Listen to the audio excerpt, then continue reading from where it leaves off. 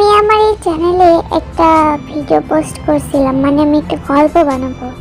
আর আমি বলার পরে সেই গল্প নিয়ে বা সেই ভিডিও নিয়ে কোনো কিছু তৈরিও করিনি বা কোনো কিছু বলিও নি।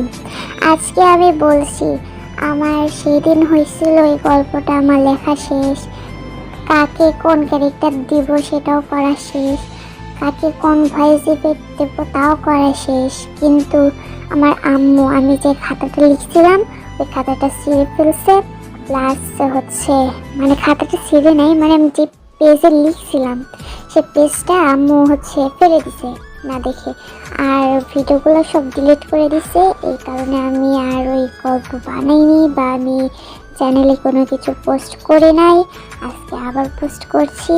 তো আমার আফিয়া চ্যানেল মানে আফিয়া জামিন মাইশা এই চ্যানেলটাতে আমি একটা গল্প পার্ট 1 পোস্ট করছি, আর আমি এই চ্যানেলে পার্ট 2 এবং পার্ট 3 দুটাই পোস্ট করব। তোমরা চাইলে দেখে আসতে পারো। আমি আমার এই চ্যানেলের ছবিটা দিয়ে দেবো এই ভিডিওর শেষে। আর আমি তো গল্প কোনো দিন লিখিও নি আর লিখিও না।